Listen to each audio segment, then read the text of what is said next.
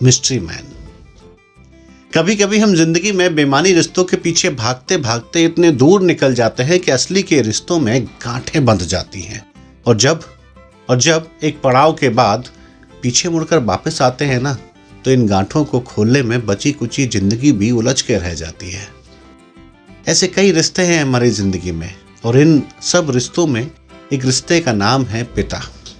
वैसे तो ये कोई रिश्ता नहीं है, ये तो हमारा अस्तित्व है, पर समझने के लिए यहाँ रिश्ता कह देता हूँ। बचपन में जब हम बड़े हो रहे होते हैं तो हमेशा यही सुनने को मिलता कि आने दो पापा को। जैसे पापा नहीं कोई हिटलर हो, मोहल्ले में जिसे देखो वही हड़का देता, शाम को तेरे बाप को बताता हूँ। बच्चा था तो ये सब कुछ मन में बस गया। अच्छा, पापा ने कभी आज तक ऊंची आवाज़ में बात भी नहीं की थी, और शायद इसीलिए वो मेरे लिए मास्टरपीस नहीं, मिस्ट्री पीस थे। और मैंने भी ये मिस्ट्री सॉल्व करने की कोशिश नहीं की। बचपन गुजरा, कुमार अवस्था में पहुंचा, दोस्त बने, नई दुनिया मिली, और जो छोटा सा दायरा मेरे घर, मोहल्ले और स्कूल का था वो बढ़ गया था, जिसमें नए दोस्त, शहर की चकाचौंध आ गई थी। धीरे धीरे इन उधार के रिश्तों ने घर का आंगन छोटा कर दिया था, पर मेरे और मेरे पापा के बीच वही मिस्ट्री रिलेशनशिप जारी था। ना उन्होंने कोशिश की और ना मैंने कभी हिम्मत। हम दोनों को शायद डर था, मुझे डांट का और उन्हें इज्जत का, क्योंकि मेरे पैरों में उनकी चप्पलें जो आने लगी थी। मेरे घर की माली हालत ठीक नहीं थी, पर मुझे MBA करना था, तो पापा ने मुझे वो भी कराया, और इसके लिए पैसों की व्यवस्था कैसे हुई ये कोई नहीं जानता। वही मिस्ट्री मैन की थ्योरी। MBA खत्म हुआ और प्लेसमेंट की कवायद शुरू हुई। सपने आसमान में थे, AC कैबिन, पर्सनल सेक्रेटरी, गाड़ी, बंगला, मोटी सैलरी, पर भला हकीकत में ऐसा होता है क्या? पर हमें तो लगा था ऐसा ही होता है।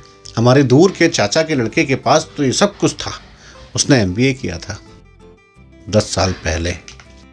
दिल्ली में प्लेसमेंट हुआ, 3 दिन फील्ड में जूते चटकाकर नौकरी छोड़ दी और घर वापस आ गया। सपनों का वास्तविकता से मेल जो नहीं हुआ था।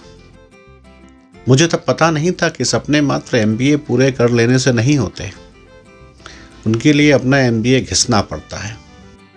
2 महीने ठोकरें खाई, ऑफिस चक्कर काटे, इंटरव्यू पे इंटरव्यू दिए, तब कहीं जाके अपनी औकात समझ में आई कि कहाँ हूँ, कहाँ जाना है, क्या किया था, क्या नहीं करना चाहिए था, क्या कर रहा हूँ और क्या कर सकता हूँ। इस पूरे गिरने, उठने, चलने, फिर गिरने के दरमियान मेरे पापा मेरे साथ तो थे, पर वही मिस्ट्री मैन की तरह। बड़ा हो गया था तो बात तो होने लगी थी, पर जब भी कोई बात पूछता तो वो कहते कि जैसा तुम्हें ठीक लगे वैसा करो।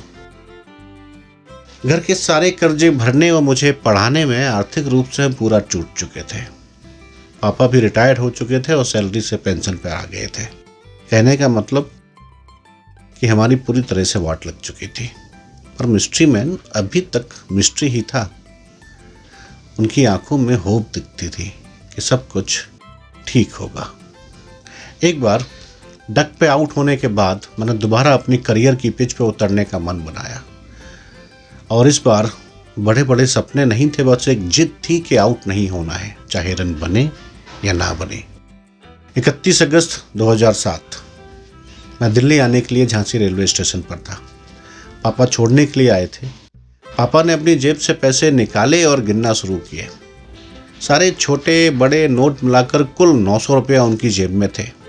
सारे पैसे मुझे देते हुए बोले, ये रख लो, कल एक तारीख है, पेंशन मिलेगी तो और भिजवा दूंगा, पर तुम चिंता मत करना, मैं हूं, तुम बस अपना ख्याल रखना।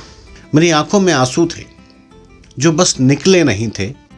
जिसको मैं मिस्ट्री मैन कहता था वो तो बिल्कुल एक सीधा और सुलझा हुआ इंसान था। शायद सरलता आज की दुनिया में सबसे बड़ी मिस्ट्री है। पिता और हमारे बीच का रिश्ता चाहे खामोशी का हो, विवाद का हो, अच्छाई का हो या डर का हो, सुलझा हो या उलझा हो, पर पिता सभी रिश्तों में ऊंचा होता है। मिस्ट्री मैन ही सही, पर हमारी जिंदगी की सारी मिस्ट्रीज, पहेलियां वही तो सुलझाता है, मेरा मिस्ट्री मैन।